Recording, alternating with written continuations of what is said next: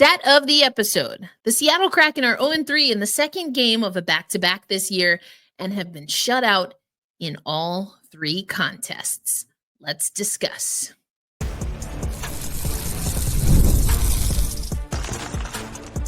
You are Locked On Kraken, your daily podcast on the Seattle Kraken, part of the Locked On Podcast Network, your team every day. Hey, what do you say, Seattle hockey fans? Welcome to the Monday episode of Locked On Kraken, part of the Locked On Podcast Network, where we bring you your favorite team every single day. Erica L. Ayala here, your host of Locked On Kraken. And that stat that I talked about to open the show, definitely something that we need to break down. The Seattle Kraken shut out 2-0 by the New York Rangers. Now, in fairness, this is a New York Rangers team. They are 12-4. 11-4 on the season, 23 points, 719 win percentage. This is a good Rangers team. With that win against the Seattle Kraken, they are now on a 2-game win streak. They snap a 4-game win streak from the Seattle Kraken. This is a good team. We knew that going in. We knew it was going to be a challenge. But being on the back-to-back, to me, this might speak to some of the depth that is, quite frankly, lacking for the Seattle Kraken, some of the consistency that is lacking for the Seattle Kraken. And, I talked about it. I did a special episode for those of you who watched on Sunday. We knew that there were going to be players that were going to be out of the lineup. We're going to talk about who actually was out of the lineup because we did see Ben Meyers in this game. We saw Philip Grubauer again. His first start since coming back from injury, not considered a quality start per Allison Lucan's instant analytics.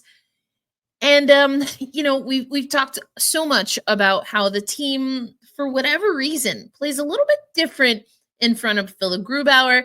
I'm not sure that was in play here, but I want you to hear from Dan Bylsma first about just this Rangers team. And the prompt was, how the team was able to stick toe-to-toe with the Rangers for some time. And I do want to get into that because the Seattle Kraken, they were out-attempted per Allison Lucan, just 47.5% of all shot attempts, but they had the offensive zone more than the Rangers at a plus 121 in minutes. But Jonathan Quick, fun story, fun fact. My sister, some of you know this story, but it was one of my younger sisters that got me into hockey. One of the players on the men's side of the game that got my sister into hockey, Jonathan Quick. And the Seattle Kraken might have gotten goalied here. Allison Lucan writes, he was the difference maker in this game, prevented 2.2 more goals than he should have based on the shot quality fired at him. I mean, if the Seattle Kraken were able to find just a little bit of something, maybe a different game. But I was listening on the radio because I was in transit. That's also why this episode's a little bit later in the day. But I was in transit. And just hearing Everett Fitzhugh talk and call the saves. I mean, just a really great performance by Jonathan Quick. And we'll break down some of the other instant analysis and some of the numbers from this game.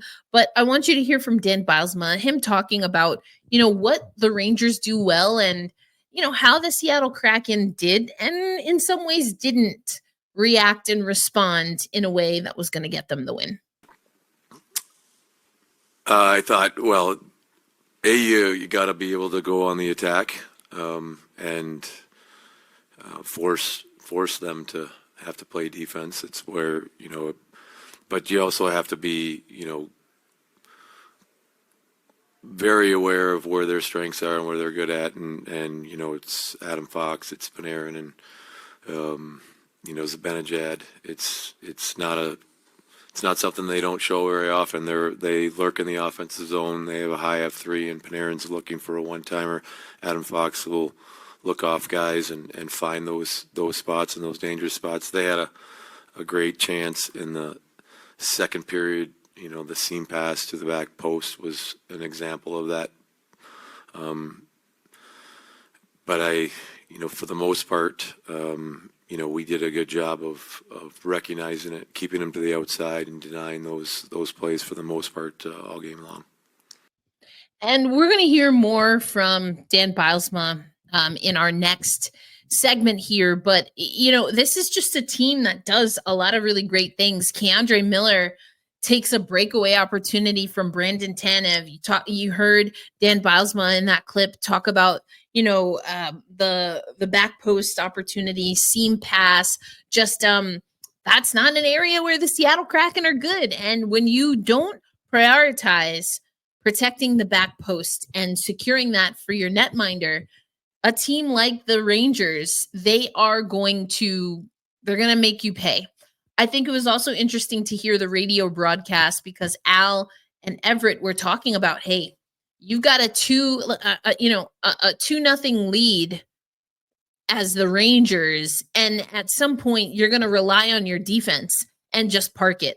And that's exactly what they did. Scoreless throughout the first. So that's the positive for the Seattle Kraken, that they were at least able to stave off the Rangers. Alexis Lafreniere scores in the second period. Zach Jones scores in the third, early in the third period, within the first 3 minutes. And that's all she wrote. That's all that the Rangers needed. They could hunker down. They obviously had a lot of confidence in their netminder. Face-offs, they were winning face-offs 55.1% to 44.9%. They put on 41 hits to the Seattle Kraken's 19, 21 block shots to the Kraken's 17. 23 shots on goal for the Rangers, 24 shots on goal for the Seattle Kraken. Just going back to the instant analysis, this was a game where the Seattle Kraken were able to stay out of the penalty box, so that's good.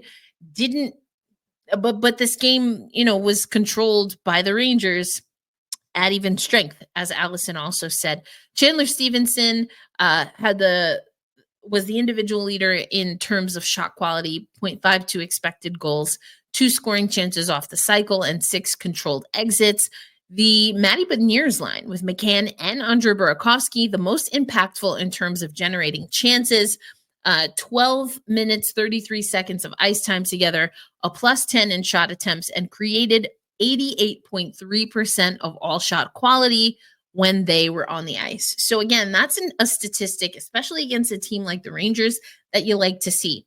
Now, transitioning or converting that into goals is obviously what is next. So did the Seattle Kraken get goalied? I think it's very possible. The numbers, though, on the back-to-back, that's not encouraging. That's something that you have to figure out. And I do think depth is a little bit of that. Some of the reason that I think the Seattle Kraken maybe don't have a good handle on their depth or are not able to rely on it is just because things are being shaken up. Ben Myers in the lineup, Daniel Sprong in the lineup, Philip Grubauer coming back after not being in for a little bit. And so there's a part of me that likes the experimentation. There's also a part of me that feels that perhaps sooner rather than later, the Seattle Kraken are going to have to just kind of settle into a know your role situation. I get it. We're trying to send a message. Once Vince Dunn gets back, there are going to be some roster changes. And until Vince Dunn comes back, I think it's okay to kind of have that looming just a little bit. But hopefully sooner rather than later, this Seattle Kraken team can not just try to, I don't want to say play scare tactics or fear factor. I think that sounds it's a little over the top. But there's an unease right now in the Seattle Kraken organization. I understand why there's an unease, and we're going to have to settle in. But that has to come from the front office, letting the coaching staff and obviously the roster know this is our team. And I don't know. It's a little bit of kind of playing the both and right now, trying to say, hey, if you're not playing, this is what we're going to do. That's a luxury that the Seattle Kraken haven't earned yet, not quite yet. And so although I do think there is an effective side of what Dan Bylsma and the coaching staff and likely the front office are trying to do, eventually we're going to have to settle and establish roles, because a part of being able to play with confidence, we heard Yanni Gourde talk about that. We heard Andrei Burakovsky talk about that. And I broke that down on the last episode. In addition to just showing up, which the Seattle Kraken as individuals have not always shown up this season and throughout the history of the Seattle Kraken. But it's easier to show up when you can punch your time card and you know your role. How many players right now unequivocally, irrevocably have a role on the Seattle Kraken team? Joey Daccord,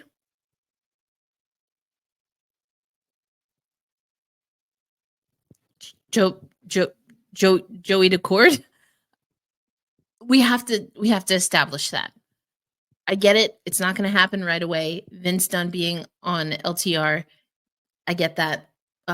Jordan Eberle, and I think I maybe said Jared McCann. Thank you for someone on YouTube who pointed that out. That was a misspeak. I know it's Eberle who's our captain and who's hurt. You know, those are key elements. Eventually, it has to be clear, it has to be established, and there has to be trust and faith put into this roster being able to execute the role that they are asked to play. The trust, the confidence, the unabashed, unadulterated, unwavering confidence and support. We're not there yet, but we need to get there soon. That's kind of how I'm feeling about the Seattle Kraken after that loss to the Rangers. Speaking of all of that, in the next segment, we're going to talk about Shane Wright, who was the healthy scratch, giving Ben Myers the opportunity to suit up against the Rangers. What went into the decision-making there? And, what does it kind of mean for everything that I just said, establishing roles and really figuring that out sooner rather than later? Let's talk about it. Today's episode of Locked on Kraken brought to you by our friends at Prize Picks. Prize Picks is the best place to get real money sports action. With over 10 million members and billions of dollars in awarded winnings, Prize Picks has made daily fantasy sports accessible to all. You just pick more or less on at least 2 players for a shot to win up to 100 times your cash. And the thing about Prize Picks, there's a few things about Prize Picks that I think you should know. It is the only real money daily fantasy platform with an injury insurance policy. So your lineup stays in play even if one of your players gets injured. If your player leaves in the first half and doesn't return, Prize Picks keeps your lineup live. If you want to play Prize Picks alongside people like Drewski, Joe Budden, MMA champ Sean O'Malley, you can find community plays under the promos tab to view entries from some of the biggest names in the Prize Picks community every week. And Prize Picks puts its members first. So all withdrawals are fast, safe, and secure. So when your pick hits, you can get your money in as quick as 15 minutes. So sign up today and get $50 instantly when you play $5. You don't even need to win to receive your $50 bonus. It's guaranteed. Prize Picks also has all kinds of promotions throughout the week that you can check out, so you don't want to miss it. And the best way not to miss it is to make sure you download the Prize Picks app and you create your account. And when you sign up today, you'll get $50 instantly when you play your first $5 bet. So again, download the app today. Use promo code LOCKEDONNHL to get that $50 instantly after you play your first $5 lineup. Prize Picks, run your game.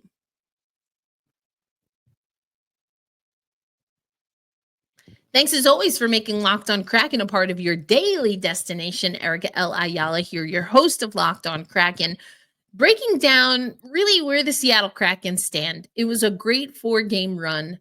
The homestand is not over, but it is critically important that the Seattle Kraken are able to string together wins. And especially get some wins at home. And, it's also critically important, as I talked about in the first segment, that the Seattle Kraken start to settle into their roster. We're going to talk about Daniel Sprong and what his adjustment period is. But I told you on Sunday, when I was at my alma mater, outside recording, having a good time, I told you that with Ben Meyers coming up from Coachella Valley, that he is he's one of those players that has some versatility. That's exactly what we heard from Dan Bylsma. He can play on the wing.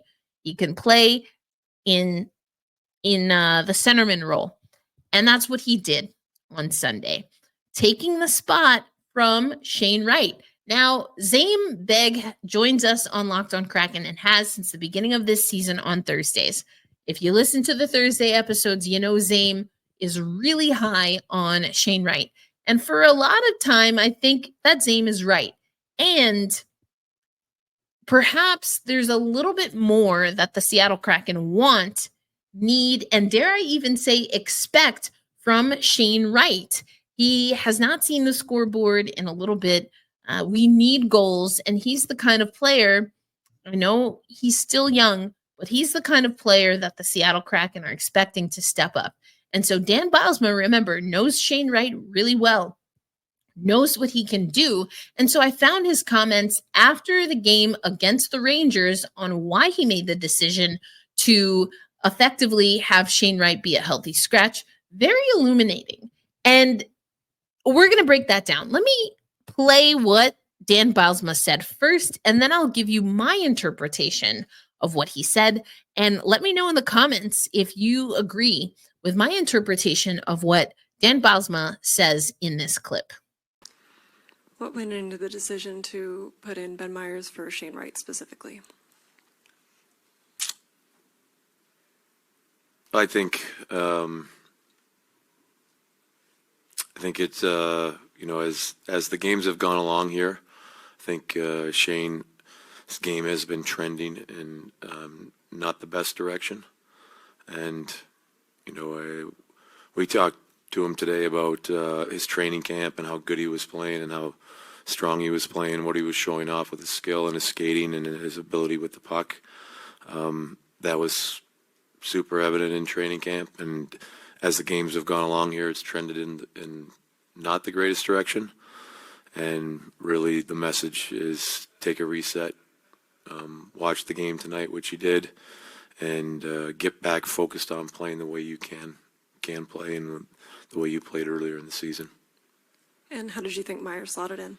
I thought Ben did a really good job, and the shift in the second period when we had a good amount of momentum going, it was Ben and his line, Tovey and Spronger. They had a great shift and a couple opportunities as a result of it, and I thought he played really well. And so putting Ben in, you heard what Dan Bylsma had to say about Ben Meyers. It was an opportunity, though, for Shane Wright to observe the game. And if you remember, we talked about Ty Cartier, and I don't remember if I played the full clip or just kind of summarized it, but talked about Ty Cartier and his media availability after sitting out a game. And he talked about, you get to see the game and, of course you want to be in the game, but sometimes you have to take a step back. What I like about Dan Bylsma and where the commitment, remember, this is a coaching staff that told us that regardless of the age of their NHL players, there is a commitment to player development. And sometimes player development means exactly what we heard from Dan Bylsma, exactly what we heard from Ty Cartier, allowing those players to step out of the fishbowl. This might be a little nerdy, but hey, there is a tactic when it comes to specifically adult learning or like learning professional development, things of that nature, where you put people in quote unquote a fishbowl and you have them run a simulation while everyone else is watching. And so that's the idea of a fishbowl, is that everyone can see what you're doing and you're role playing effectively live in real time. And then the people on the outside of the fishbowl are supposed to give you feedback. Sometimes you have to step out of the fishbowl. And that's really what I took home from what Dan Bylsma is saying here. Is it that Shane is playing terrible right now? No. He's making mistakes, I would say, that someone in their first full NHL season is not always, but might make. It's nothing egregious. That being said, what I'm also hearing, and this is hard because of the optics of sports media and entertainment, and when you have cachet like Shane Wright does, because of how his journey has gone, the narratives and the storylines outside of the organization can be difficult. That's a real thing. It's a real thing. I'm not going to lie about it. Saying in a caption or in a 60-second clip, what's going on, Shane Wright healthy scratch, that's going to get attention. And I think I agree with the Seattle Kraken here. This is not salacious. This is not a punishment. This is in service to what's best for Shane Wright and his development and what's best for the Seattle Kraken. Because naturally, prime, optimal Shane Wright is what's best for the Seattle Kraken now and in the future. And if you ask him to keep running on the treadmill without any reprieve, you might not reach optimal. You might not reach full potential. And so I'm sure that this is hard in some respects. Ego, all of that. And I like it. What I'm hearing, and I hope I'm not wrong, is that the coaching staff had a conversation with Shane. We've talked about this before on the podcast. The coaching staff is in constant communication with their players. There is nothing from what I heard from Oliver Bjorkstrand, from Ty Cartier, or from Dan Bylsma with regard to healthy scratches this year, because all of those three players have been healthy scratches. Cartier, Bjorkstrand, and Shane Wright. All have been healthy scratches, and maybe not the healthy scratches we thought we would see. Do I think there's a little bit of gamesmanship? Of course. We've talked about that. Dan Bylsma has alluded to that. More than alluded. He's flat out talked about it. Of course, there's a little bit of gamesmanship, getting into the head, healthy competition, etc., etc., etc. There's also professional development happening. Hey, what we're expecting, we're not seeing right now. Not a problem. We're going to make a choice. We're going to give you the opportunity to sit back, take some notes. Now, this is also, I don't know if you want to call it a test, but it is, or maybe a challenge, but it is an opportunity for, just like we saw from Ty Cartier, just like we saw from Oliver Bjorkstrand. We did not see Brendan Tanev as a healthy scratch, but if I had to guess, there have been some conversations with Tanev. There have been some conversations with Yanni Gourde. There have been some conversations with with Andrei Burakovsky. If I had to guess, I don't want to call it a test. Maybe challenge is a little bit closer. But again, this is a golden opportunity with no pressure, no ill will, no bias for these players to watch the game, observe the game from the outside of the fishbowl, and to attack the next time they hit the ice. Show that fire, show that hunger, make it hard for that coaching staff to ever make you have to learn a lesson from the press box again. And I don't think they're doing it so much, maybe not in every circumstance and situation, but with Shane Wright, this is truly a, hey, my man, just take a breath. All is good. We know what you can do. It's not quite where we want it to be right now, take a beat, take a breath, observe, attack it with a fresh mind, fresh body the next time.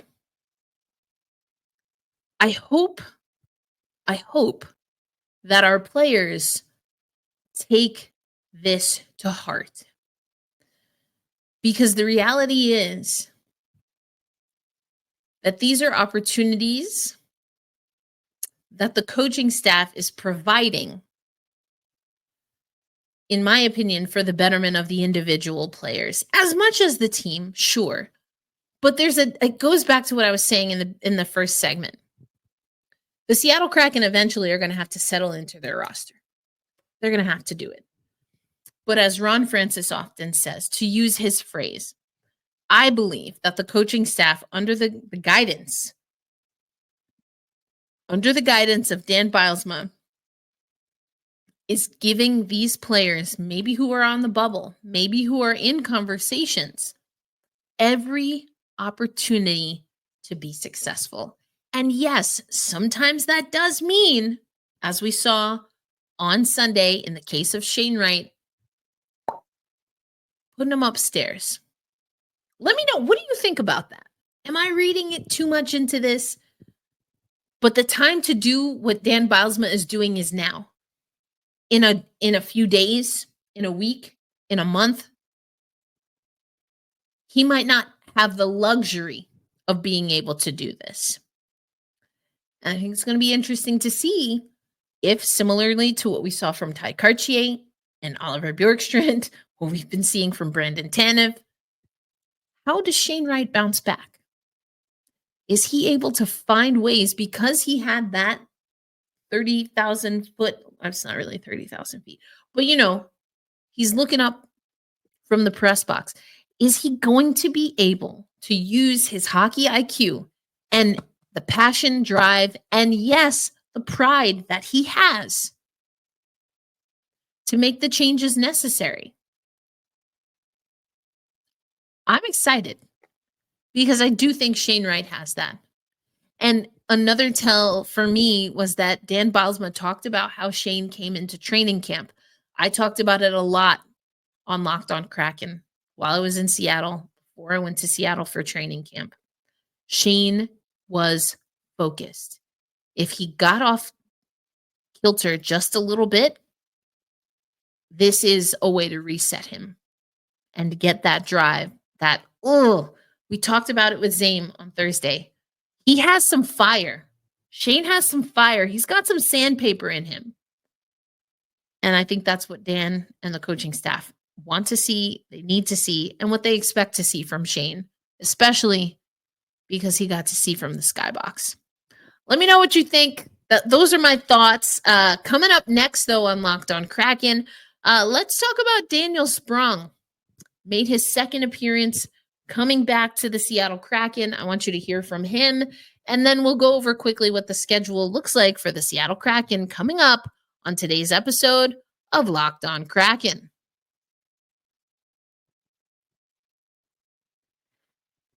Today's episode of Locked On Kraken brought to you by our friends at Indeed.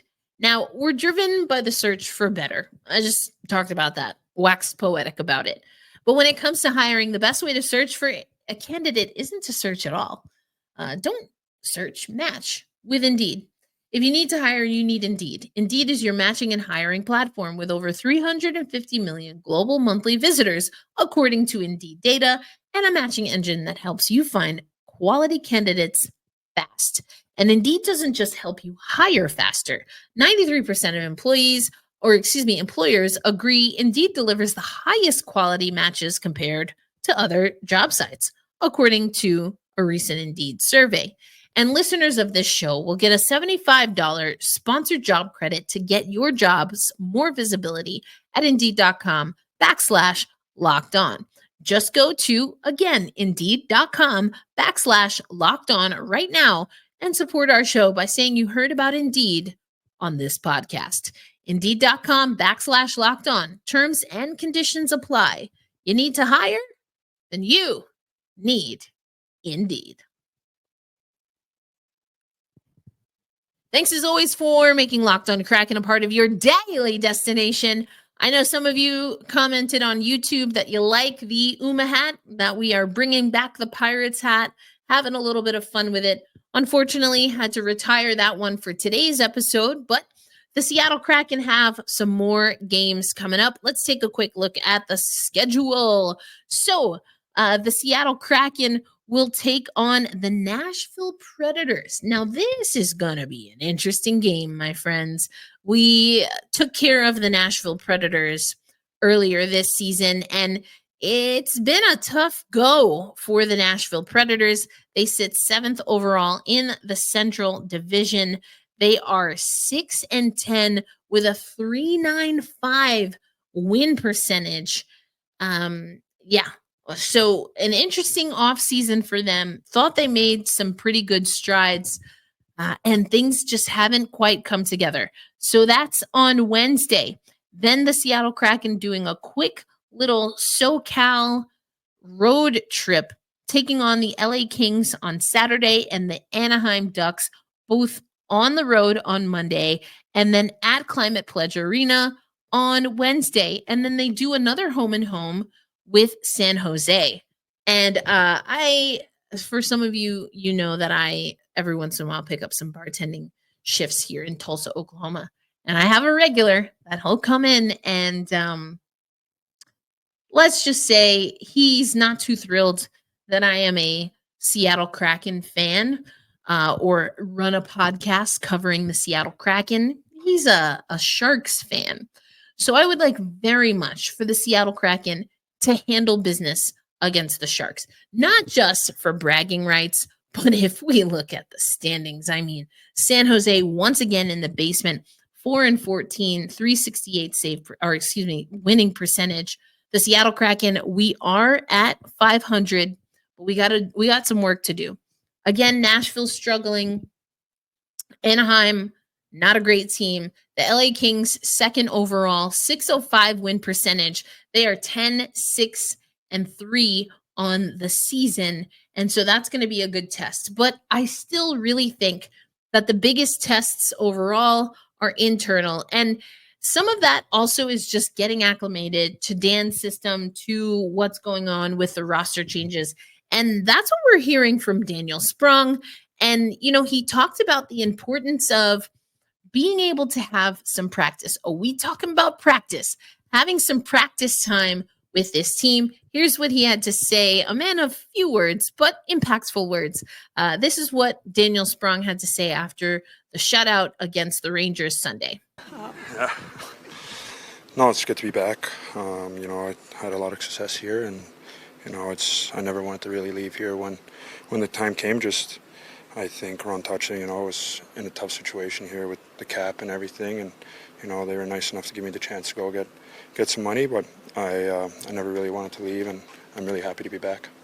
Yeah, I think yesterday Islanders, I didn't skate for 8 days with any of the other guys and kind of just skating my own, so I think yesterday was just trying to get the feel back, the speed, the timing, and I think today was better, but, have a good week of practice and play Wednesday, but I think, at the end we had a couple chances, but we got to be better offensively, and Gruby played great, but if you score 0 goals, you're asking a lot from your goalie. Coming a little bit back to a different Seattle team, but you've played 2 games now, 2 different lines. How are you settling in?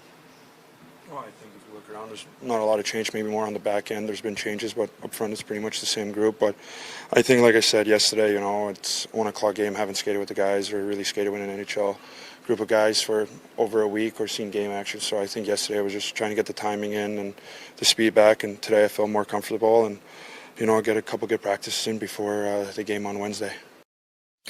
And so this is going to be huge. The Seattle Kraken can round out their homestand, having Daniel Sprong, who, as you heard, he was working out on his own, didn't really have a team, a nomad who, if we go on with the extended joke of Dan Bylsma, is walking his way from Vancouver to Seattle, but is with the team now, hoping that we can find some magic again with Daniel Sprong. Where he fits long-term, we don't know. But again, one of our everydayers, OGers, just someone who's certainly locked on Kraken. Striatic commented on YouTube and, gave us some stats that figuring out where Daniel Sprong belongs, what is Dan Bylsma going to do? Because some of the stats indicate that, maybe him playing alongside Tanev is a pretty good deal. So thanks, Striatic, for putting that in our YouTube chat. Again, I want to hear from you.